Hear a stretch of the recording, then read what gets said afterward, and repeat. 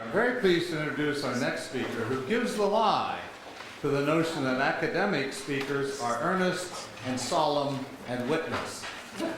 She also gives the lie to the notion that academic speakers are modest, as she herself wrote that very first sentence.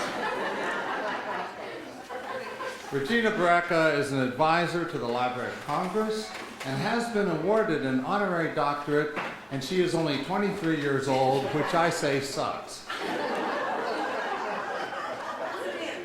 She has also published about 40 books and has delivered a couple of thousand major addresses. And what she says about herself is true. She is the funniest academic going by a huge margin. She has been known herself to make some disparaging comments about the opposition, noting that doing comedy at an academic convention is pretty easy game. Like being crowned most law-abiding Sicilian. Or the most photogenic of the British royal family. Anyone offended by those comparisons should see Professor Barreca, who authored them. Gina is professor of English at the University of Connecticut and is indeed author of books both deeply telling and deeply funny. The most important scholar and historian in the field of humor and gender, she is more than a practitioner. She is also a shrewd analyst of the way we navigate our gendered relationships and manage, most of us, to stay, if only barely, afloat. Her work in the area includes the editorship of the Signet Book of American Humor and the Penguin Book of Women's Humor, and many books of her own, Perfect Husbands and Other Fairy Tales. They used to call me Snow White, but then I drifted. Last Laughs, Perspectives on Women in Comedy, Untamed and Unabashed, Essays on Comedy, Sweet Revenge, The Wicked Delights of Getting Even, I'm With Stupid is another title, on Men and Women, and The ABCs of Vice. She has also published on Italian-American writing, including The Phenomenon of the Sopranos, and most recently a memoir on coeducation called Babes in Boyland. It is impossible to be around Gina Barreca without beginning to entertain the fantasy that one is wittier than one is, smarter than one is, even for a brief moment, downright handsome. Not the oaf that couldn't get a date to the senior prom, but a winning sort of fellow. And it is therefore tough, very tough, to introduce a Wonder Woman with whom one is, like all of us, in love. Gina will speak to us on Alice and Dorothy, why these two babes in Boyland don't surrender.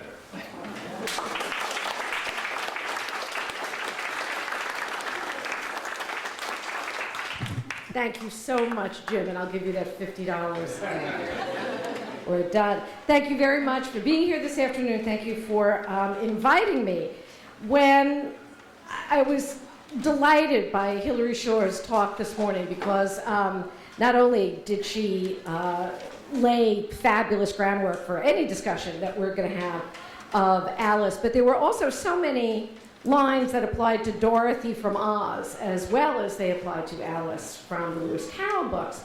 But I was also particularly interested in the idea that Hillary said that to think of Alice's size, we had to think of it as X.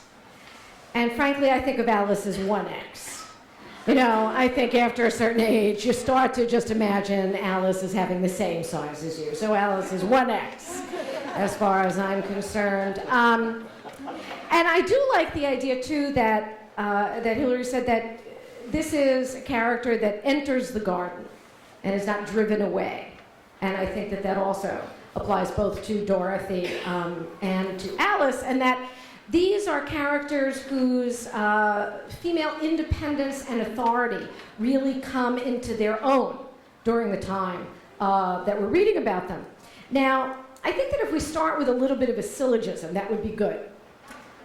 Good girls give in, right? Would be the beginning. Good girls give in.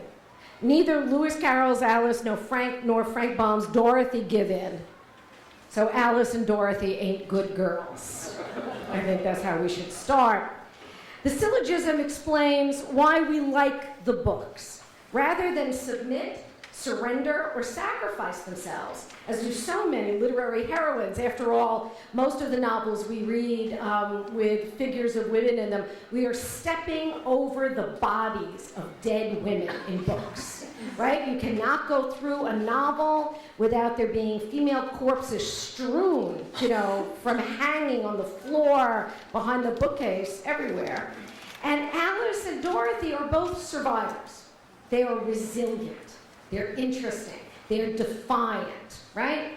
They actually do things that are very different from the way that other heroines do. I found it was interesting when Hillary was talking about never having read or looking at the Alice books as a child.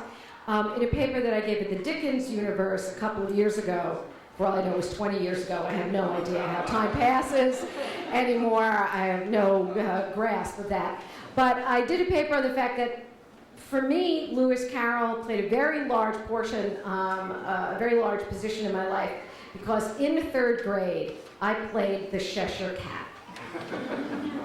And the Cheshire Cat that I grew up with was the Disney Cheshire Cat. And so there was a lady wearing a Disney Cheshire Cat outfit here, which is wonderful. And I thought, okay, now what, not the whole outfit, a shirt, people are looking around. It's not, there's no tail, there were no ears, it's just a cartoon. It's okay. You didn't miss anything. But the Cheshire Cat song, I think it was sung by Sammy Davis Jr., if I'm not mistaken, I'm sure someone can tell me, was titled, "What's a Nice Girl Like You Doing in a Place Like This?" That has been my theme song. Some of you may be wondering that even right now as we speak. And I decided to call the talk today, Babes in Boyland, because, as Jim pointed out, I have no shame. And the book that I wrote about being one of the first classes of women at Dartmouth College is titled Babes in Boyland, A Personal History of Coeducation. And I would like to say that I had as much of the sort of absurd, bizarre, grotesque, hysterical experiences at Dartmouth in the 1970s as both Alice and Dorothy have in the respective worlds into which they fall. I was not only one of the first classes of women at Dartmouth, I was the only person there whose first name ended in a vowel. There was not a lot of cultural diversity at the time. The only other Sicilian character who'd ever gone there was Michael Corleone. And of course he was fictitious. And you want to think about Mario Puzo sitting somewhere writing and saying, where can I put Mike that's as different from anywhere else he's ever been? I'll put him in Hanover, New Hampshire. So it should have clued me in, right? The trustees in their wisdom in the 70s admitted, a few women at a time as if no one would notice. And they really admitted the other 30 girls all looked like Gwyneth Paltrow. And on a good day in 1975, I looked like Janis Joplin. But the story that I really thought about, because it was the absurdity, it was the rules that you cannot possibly understand if you were not initiated into these worlds. So thus the Alice Dorothy idea was on a Saturday. I was a scholarship student. I figured I had to make good. My family thought I was leaving Brooklyn because I was pregnant.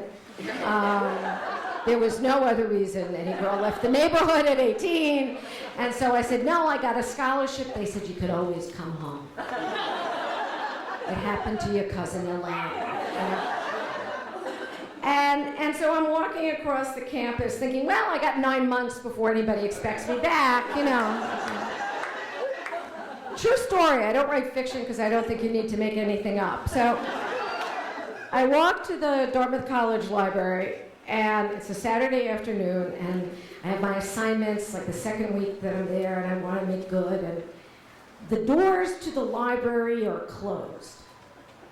And I'm thinking, okay, there must be like a secret entrance. There must be a gold key on a tabletop, and no one has told me how to get, for me the garden is the library, how do I get into this sacred place? No chance, nothing. Finally, There were some guys walking past. I yelled, I said, yo, how come the library is closed? I said, it's a home football game. And I was like, well, what's the causal? You know, what do you mean? And I thought they were pulling my chain. I could not believe that was the case, okay?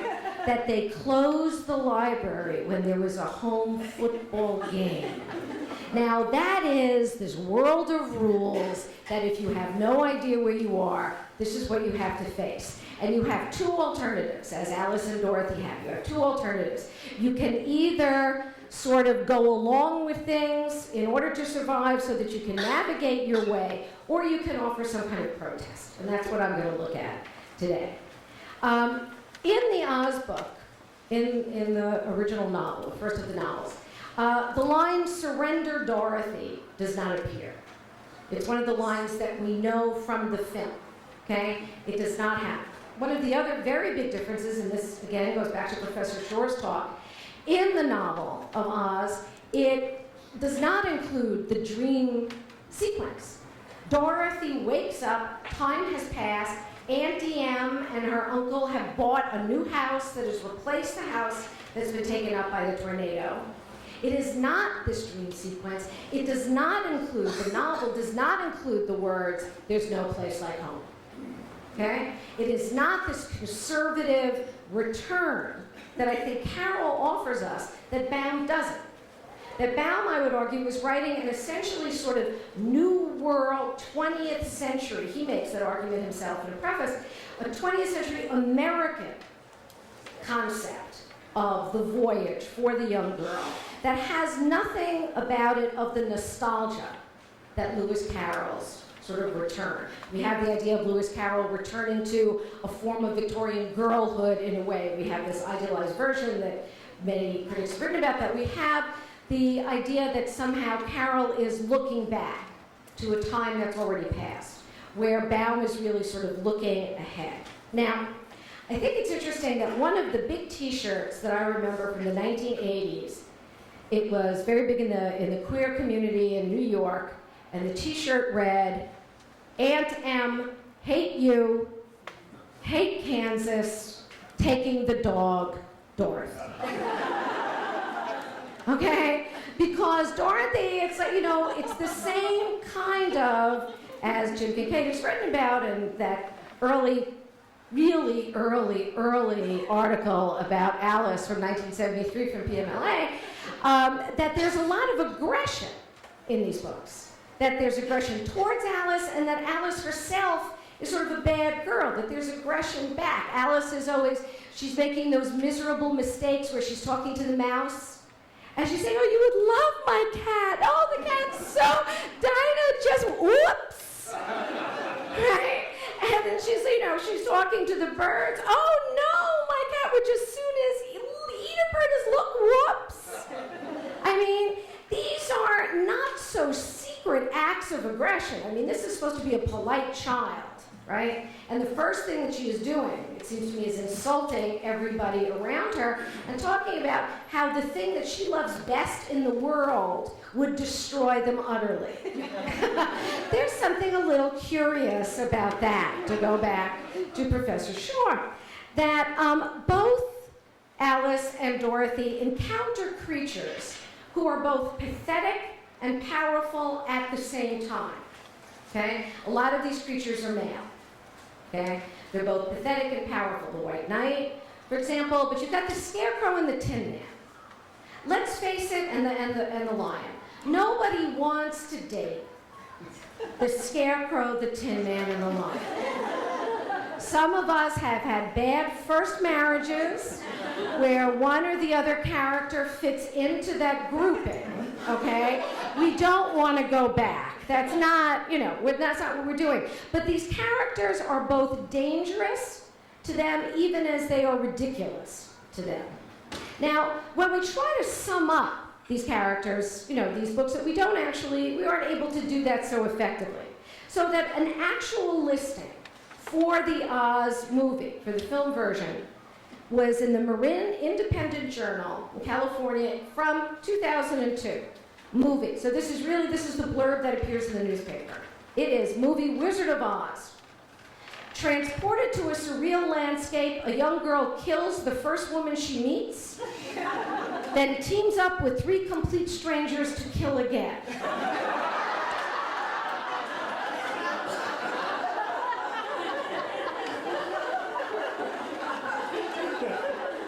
I mean, it's tough to resist. I mean, it's accurate, right? I mean, this is really what's going on here. There have been many uses of the Oz books. There was a wonderful article that appeared in a Canadian Journal of Women's Leadership called The Red Queen Syndrome, okay, about how women are running in place and still never getting anywhere, right, and how this works. And it was a wonderful idea. But I would also insist that Alice includes the Red Queen, that the figure of Alice isn't so entirely separate. And even though the nice cameraman is leaving, I'm going to show you my prop. I don't do slides or PowerPoint, but I have dolls. Here is Dorothy. No, here is Alice. Sorry, here is Alice. Not that you can tell like a lot between them. Here is Alice, but when you turn Alice upside down, you have the Red Queen and you have the Mad Hatter. Those are both parts of Alice. That's the best I can do. I can also show you by the same bizarre woman who makes these, whose names I don't know. I'd be happy to sell these to the highest bidder. This is Dorothy with Toto, and she includes those first husbands, the Tin Man and the Scarecrow, but that they are all part of the same character. I really want to use that as an illustration that you cannot separate these out, especially in a dream landscape, in a dream world. You're looking for the gestalt. You're looking for how all of these are parts of the same character, parts of the same dream. So everybody, bye. Everybody has an idea of what goes on in Oz or Wonderland, but very, very few of those ideas, I would argue, for everybody except people in this room, are tied to the text themselves. In creating Alice and Dorothy, what Lewis and Carol and Frank Baum do, was to create texts that are mythiopoeic, that spawn mythologies. They may draw on mythologies, but what they really do is somehow they have embedded themselves in our hearts, in our heads, and in our popular cultures in a way that there are endless versions of these visions that are still around, the Tom Petty video, for one. Putting these 2 little girls at the heart of a quest narrative and leaving them entirely to their own devices leads them to rescue themselves. And think about what an astonishing idea that is, right? They are not waiting for rescue. These are not girls sitting around hoping that somebody else is going to do something for them. And I think that really is one of the attractions of these characters for us, right? They are like Mary Shelley's monster, right? You know, for Frankenstein, the monster has to figure this all out. This is somebody who, you know, is thrown into this world that he doesn't understand, that he didn't ask for, that he just woke up in. He's got to figure stuff out. You know, he does that by reading a very strange series of books and by alienating a lot of people. It is the academic's life. Or I would argue that, in fact, Alice and Dorothy are a little bit like Becky Sharp from Vanity Fair, right? That they have figured out the currency and the language and the dialect of the groups around them in order to get what they want. I think most delightfully, they are like Max Beerbohm's Zuleika Dobson. Do you all know Zuleika Dobson? Zuleika Dobson is a fabulous book that's always going out of print. Nice little trade editions come out, and a year and a half later, they're out of print. Zuleika Dobson is a femme fatale who goes to Oxford. Every man falls in love with her and kills himself. It's a comic novel. Okay? I mean, it's hysterical. It really is. And Zuleika's grandfather is a Don.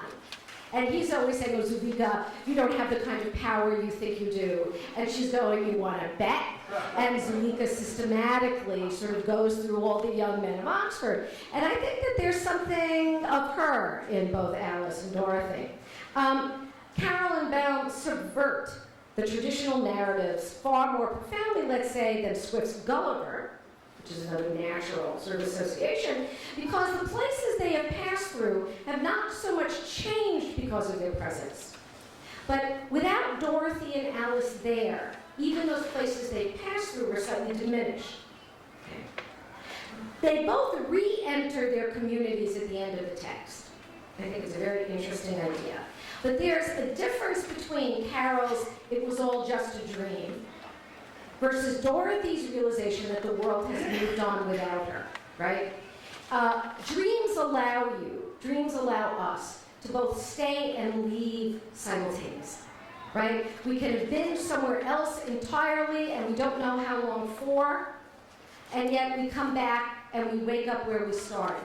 So what, if anything, changes? You know, are these books buildings or not? And I would argue that they're not really, because the girls don't grow up during the space of time. They get big, they don't grow up, right? The great girl like you, how could a great girl like you, you know?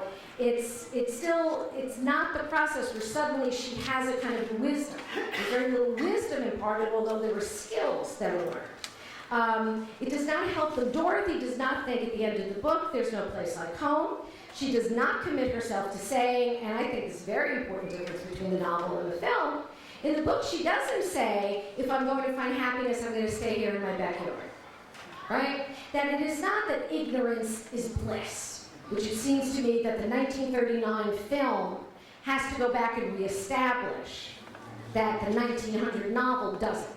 That the novel ends up being much more subversive than the film, in much the same way, for example, as David Lean's Great Expectations has to put Pip and Estelle running off together at the end of the movie, where Dickens allowed it to remain kind of the emotional abyss.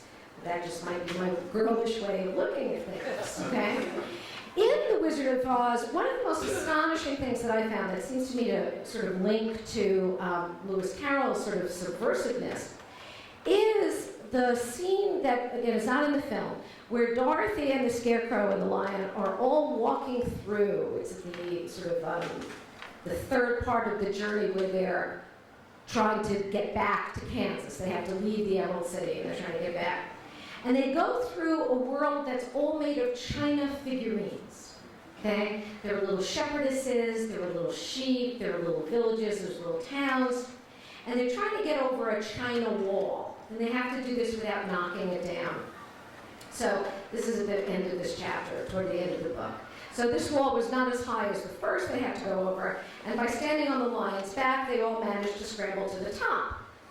Then the lion gathered his legs under him and jumped on the wall, but just as he jumped, he upset a china church with his tail and smashed it all to pieces. That was too bad, said Dorothy, but really I think we were lucky in not doing these little people more harm than breaking a church. They are all so brittle.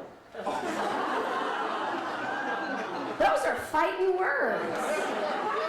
We were just talking about websites that sort of list professors who say dangerous things, and, you know, the Wizard of Oz could really end up on that website.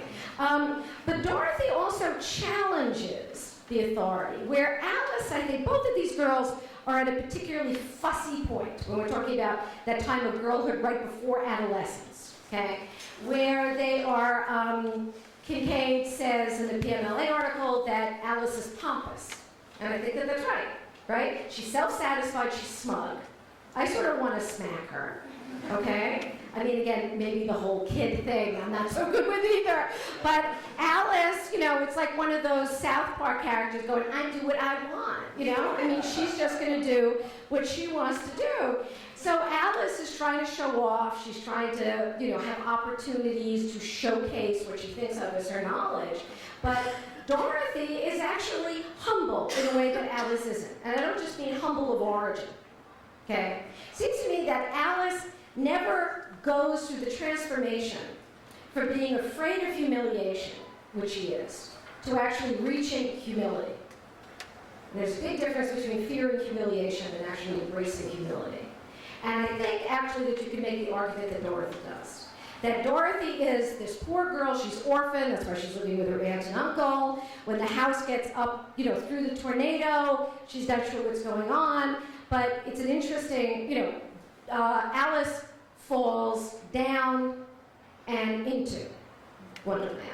And Dorothy flies up and out of Kansas. Okay, so you have very different sorts of movements for these two figures. But Alice is falling down, and she's sort of actually looking what's going on. She's trying to figure out if she dropped the jar of marmalade, and everybody's so interested in the physics that you can't drop it if it's going up. I mean, every article that's written about this book, she can't drop the jar of marmalade. Personally, I bring jars of marmalade, start flinging them at things just to say I don't think it could be such a central part of the novel. But that what Dorothy does when the house is up, she's a little scared by the whole tornado and by the fact that it's being taken up into the air, but finally it sort of rocks her to sleep. Dorothy's gonna go, I'm in a house into a tornado, but it's fine, I got the dog, everything's okay, I'm gonna take a nap. It's like she's in business class. Okay? I mean, it's everything except the full reclining seat. She's just happy to be where she is, where Alice is always trying to figure out the rules, as you will know, right? She's so happy when she discovers a rule. And in that, she's like the Duchess. She's like the Queen. I mean, she's like those other female figures that I think make us sort of nervous because they're unattractive. I mean, they're physically unattractive in illustrations, but there's very little sort of emotional or imaginative attachment that we have when we're reading to these characters. This is not who we want her to be when she grows up. We don't want her to become the governess. And yet Alice is much more likely to turn into one of those governessy, fussy creatures than Dorothy is. I think that when I was preparing this paper, the line that bothered me most about Alice, we're just gonna fit into the why these books piss me off sort of theory, but that you remember when she recites how doth the little crocodile improve the shining tail, and Alice is sitting there after she says it, she goes, I'm sure those are not the right words, and poor Alice in her eyes filled with tears again as she went on, I must be Mabel, remember? She's trying to figure out who she is. And she wants to think, is she one of her friends? And then she's thinking, oh, I'm going to be Mabel. And Mabel's the moron. You remember, right? She's the friend. I shall have to go and live in that poky little house and have next to no toys to play with and know ever so many lessons to learn. Right? I've made up my mind about it. If I'm Mabel, I'll stay down here. Okay? So if she doesn't get to go back and live in her grand house and be smart and have a lot of toys to play with, she's not going back at all. Right? Now that's not the little girl we all want to find inside of ourselves, whether we're male or female, right? There's no generosity there, there's no empathy, there's no sense that we're all in this together, we're all the same. Okay? The idea is very much that Alice is better than everybody else around her. Right? And I think that she brings a certain amount of that judgment to the creatures that she's meeting in Wonderland, that she is evaluating them. She wants to see who's good enough and who's not good enough. The whole business of the dialect in the book, right? Where the griffin is saying, oh, with their mock turtle, that's not real sorrow. They don't feel nothing. I mean, you have the little Irish stuff going on when Alice is in the house, when the house gets small, and you've got the cat outside doing also these are not the things we like to think of, right? We're going to do the anti-Irish sentiment, which actually there are articles written both about The Wizard of Oz and about Lewis Carroll, saying that what these books really do is explore anti-Irish sentiment. And I think that's like the marmalade jar thing. I think we want to look outside of that. Even if there's some of that might be true, that can't be the only way we look at this. So when Alice is, she's in that tiny apartment, which if any of you are from New York, is a perfectly legitimate, studio. They would get $200,000 a year now just to live there. And if your arm has to go out the window, your arm has to go out the window. That's just fine. When I lived in the city, there would be people saying, you can't have a cat in your apartment. That apartment is too small to have a cat. And I'm thinking, I live in that apartment. You can't say the apartment is too small for a cat when I live in it. Why are you not saying that? So it's what Alice and Dorothy both do is to make us re-examine, of course, what we think about our own world. Okay. I'm going to skip a part, but when Alice is growing and shrinking throughout the course of the novel, when she's ingesting various potions and altering her physical self, Dorothy remains consistent, okay, physically. But because the world around her is populated by creatures large and small, her perspective of herself changes. Oh, all right, we're all going back in time now. I believe that that's the going back in time sound, and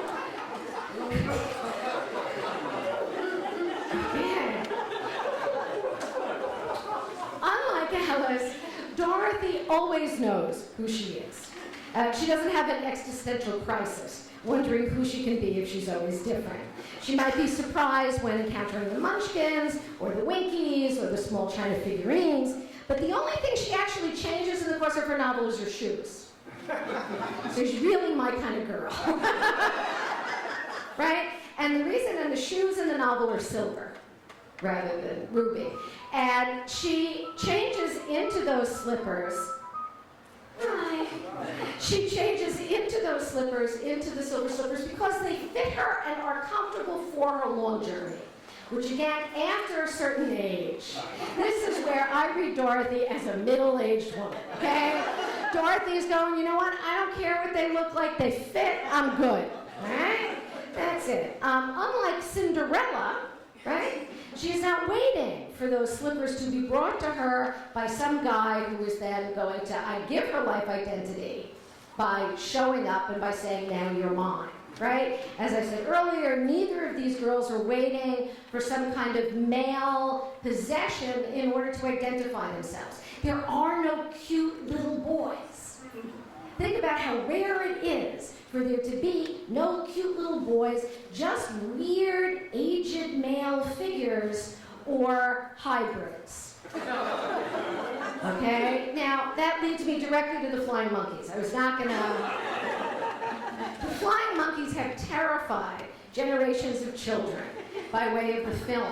In the book, they're not malevolent, okay? They're able to grant 3 wishes, and it's whoever gives them the wishes, they will go out and do the bidding. They're supposed to be like elected officials, although we know that's not true. They will do whatever they're bidden. In Baum's book, the monkeys seem to be fashioned rather like tamed, debased creatures who might accompany some Italian guy with an accordion and a hurdy-gurdy, or actually, like the guys who hang around Tony Soprano, I see them all as like the Silvio character. I picture them wearing fezzes and red vests, and the film is where we are forced to look at the grotesque incongruity, the way it doesn't go.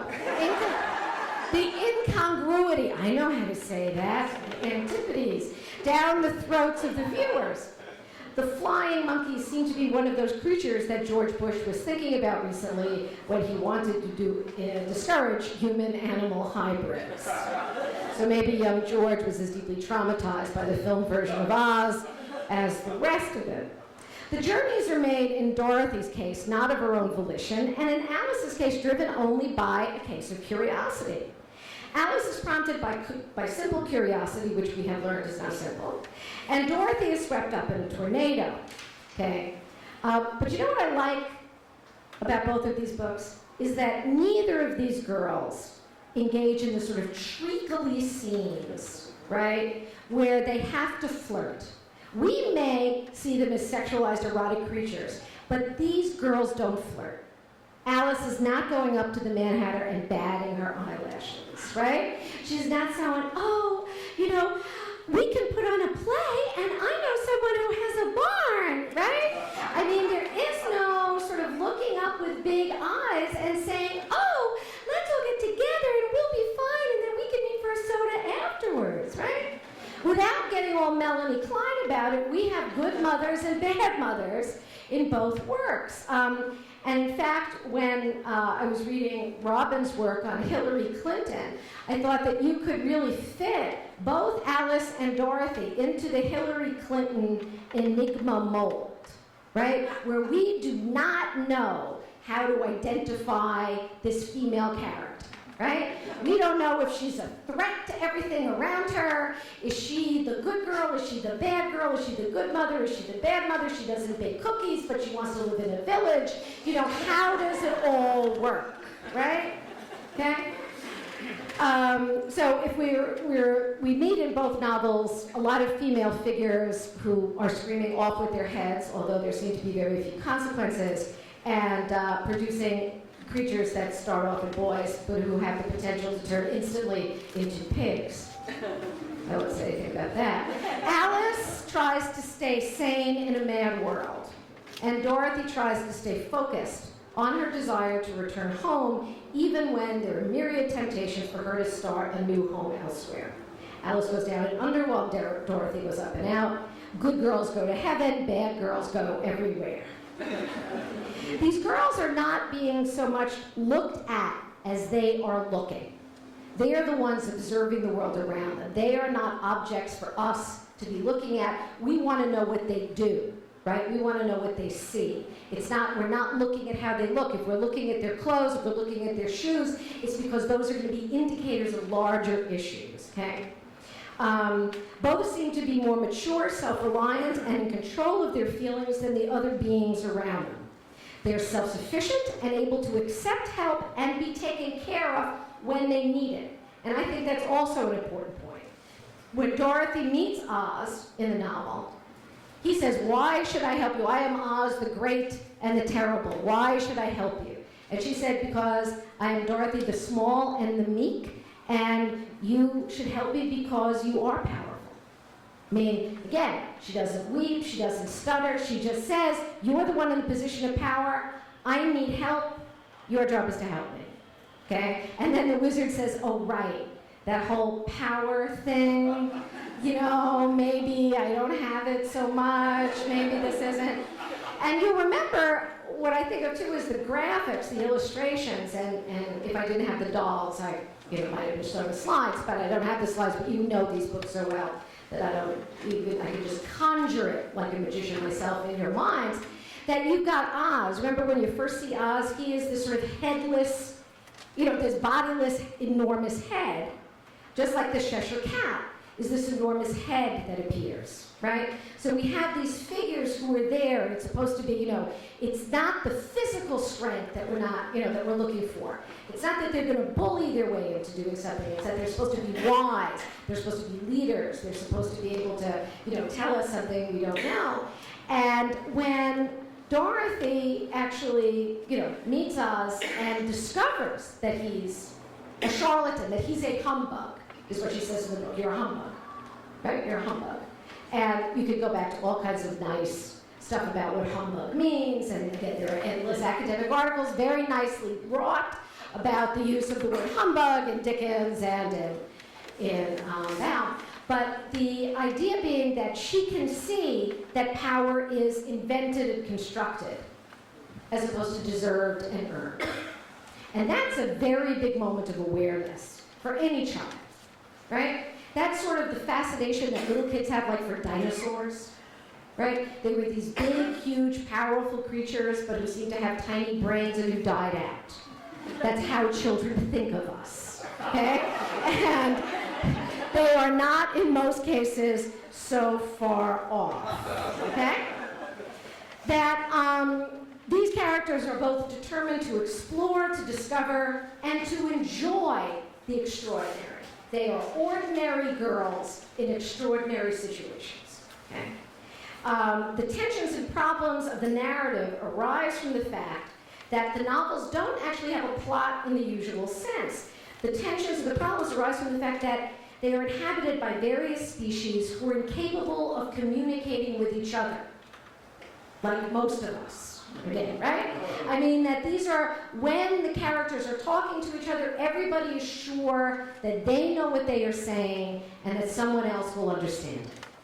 And what both books point out is how rarely that actually happens, right? When you really say to somebody, what are you really saying, or what do you really mean in the talks that I give about differences between men and women's communication, for example, you know, apparently the most terrifying thing that women can say to men is, honey, what are you thinking?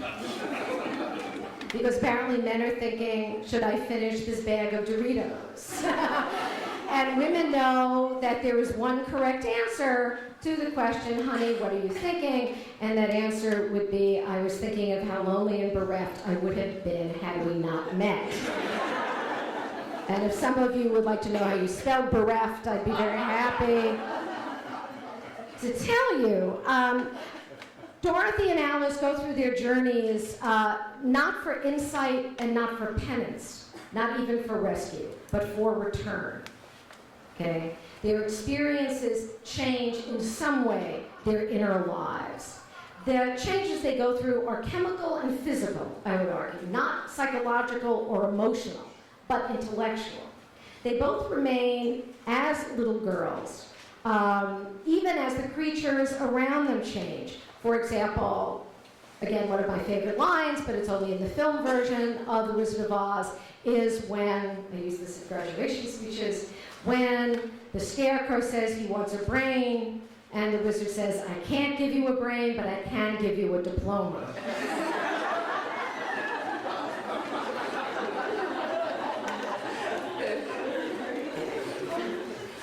Both characters are caught between being frustrated and angry and being generous and conciliatory.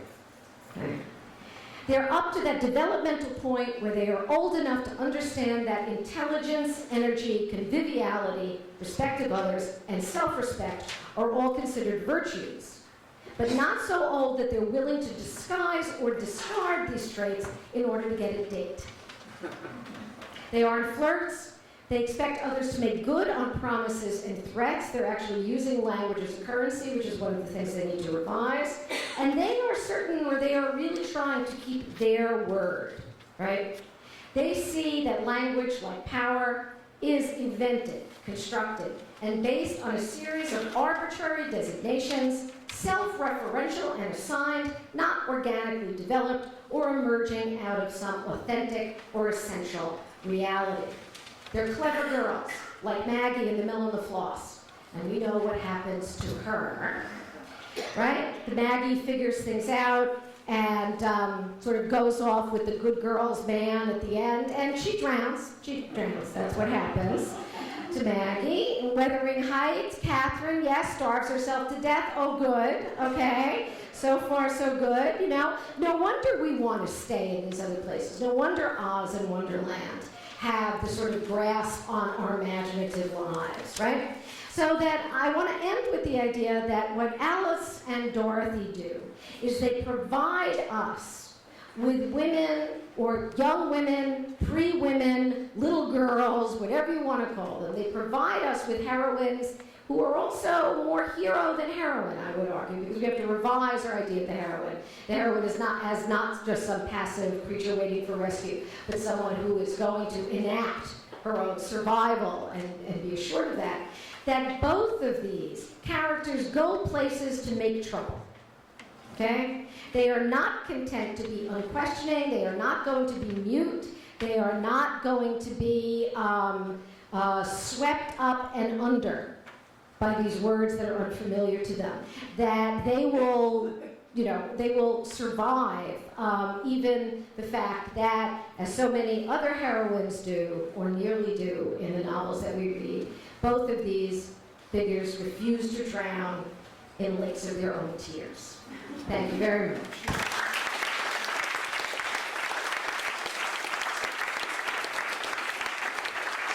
Thank you. Couple of questions, yes? Yes.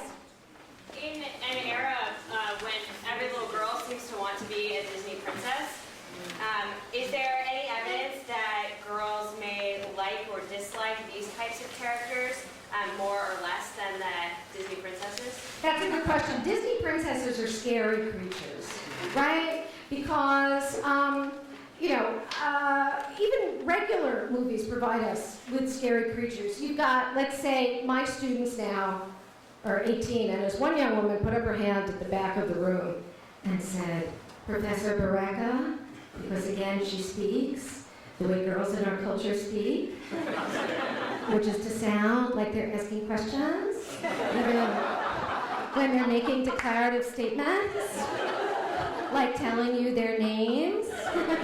So you say, honey, what's your name? And she'll say, Margaret Shore. And I'll say, you're Hillary's niece? And she goes, okay. It's just like, So I say, Professor Barreca, you're 40, I'm 49, I weigh 158 pounds. That's all you need to know about. Professor Barreca, you know that there are now 2 full generations that have grown up since when you were growing up, and the stories you tell us about your youth, now 2 generations have passed. What do you think about that? And I always say, thanks for sharing. You fail, And I thought, okay, let me go back and take a look at what they grew up on. They grew up watching, apparently, the videos, because those were there since infancy, of Pretty Woman. So if Pretty Woman is supposed to be the new post-feminist fairy tale, it's Meryl Marco who started an essay that said, I'm sorry, was I out of town when the fairy tale started? Once upon a time, in a land far away, there was a hooker. They grew up watching The Little Mermaid. The Little Mermaid doesn't speak, right? After a certain point, right? She just has to use her big, expressive eyes to sort of blink and communicate. Great role model, right? Like any guy is going to end up with somebody who does that, I don't think so. The idea of the non-speaking heroine is not something that most of us embrace. And I think that other Disney, you got them trying to do something. I was hopeful at the beginning of Belle at Beauty and the Beast, because she's got a library. What the hell happens to the library? Library's gone. It's a ballroom at the end. She's not reading a book, right? She starts out reading a book, that goes away. So I would like to think that what we need to do, what there are now, are strangely violent, apparently graphic novels and comic books, where Dorothy and Alice get together, team up with Wendy from Peter Pan, and I guess destroy a lot of life as we know it. Exactly, you go, girl, right? I'm not sure that's the direction we want to be heading in either, but I think it's a really interesting idea. These are, bringing up Peter Pan, neither Alice or Dorothy are from the world of lost girls, right? These are not lost girls. These are girls who are finding out a lot of stuff. So I would like to think that now women your age who are going to start bringing up the next generations yet of little girls are going to encourage them to do that, as opposed to thinking the most self-empowering thing they can do is like chew on a fingernail and look stupid. We're hoping that that part's gone in terms of femininity. Thank you. Good question. Hillary. I want to say first, my niece knows the name of all the Disney princesses. She can't read or write, but she knows all her princesses. She does. And she can tell you, Sleeping Beauty is really Aurora. That's like the first big word she could say was Aurora. Aurora. Nice. Yeah. That was just great. I really love that. And it made me think so many thoughts. But one thing that really intrigued me, sometimes you seem to be saying these were the same books, and sometimes at very interesting turns in your paper, you said, essentially they're different books. And I wanted to ask you, because this haunted me when I was writing about Alice. I was sure somebody was going to stand up and say it's not a novel because it has no plot. And I realized, as I was thinking about it, what I meant by plot, and it was because I was going to write about this new TV show, Wonder Falls, which is about a girl who works at a gift shop in Niagara Falls, and the little animals start talking to her, and they tell her what to do. I have medication. No. They turn out to be God? Yes, they're Joan of Arc. It's Joan of Arc, and the animals are leading her through her life. And it's quite weird. And at first it looks very Wonderland, and then you realize it isn't, because it's providential. Because it's moving towards a goal. And the one thing that Wonderland is not doing, at first she says, get me the garden, but she doesn't, the garden's not a big deal. So if you're looking for a providential plot, or, as you so beautifully put it, psychological development or growth, you're not going to find it in Wonderland. But in Or Oz, Oz. you seem to be Right. hinting that you would find more of it in Oz. If nothing else, Oz has a destination, which is home. Home. And it has a path which you follow. So I'd like to ask you to tease out those differences Yeah. just a little bit. That's a great question. The idea of if that Alice doesn't seem to have the goal or destination the same way that Dorothy does, who's looking to go home. What I would argue Dorothy's an American. that Dorothy's an American. Right? Okay. Alice lives on an island. But it's true. I mean, because again, I think this is one of the ideas. But I would also argue that both for Alice and for Dorothy, one of the ways I thought about ending the paper, actually, was talking about the fact that both Dorothy and Allison, what they learned by Dorothy and Alice, what they learned by the ends of their novels is that home is not a place. It is not a destination. It is something you carry inside of yourself. And that's the real lesson, that home is here. And that wherever you are, that you're safe is home. So, thank you. Sir. Look at in the sequels, the development of Alice and Dorothy. Dorothy, I mean, Through the Looking Glass was the only sequel that Carol wrote to Wonderland, and the character doesn't change. But in the later Oz books, Dorothy is a more mature character and eventually becomes a princess. She still has a mischievous streak in The Lost Princess of Oz. She is, but I mean, in that book she has to hold power during the absence of a ruler. But I mean, the character development, Oz was developed more thoroughly as As a series. I mean, as a series Right. and as a universe than Wonderland and Through the Looking Glass were both separate. But I mean, as the series develops, I mean, you get a greater maturity of character. Right. So that we get a greater sense of maturity, yes, and we get characters that sort of, anticipate Wolf's Orlando. You have little boys that turn into little girls, or that turn into the queens. Ozma, right, starts out as a little boy and then becomes female. You have different things going on. You have Dorothy deciding to go back to Oz. But for today, I figured life is short, so I focused just on this first one. So thank you. And we have to get to our next fabulous paper that I'm waiting to hear. So thank you very much.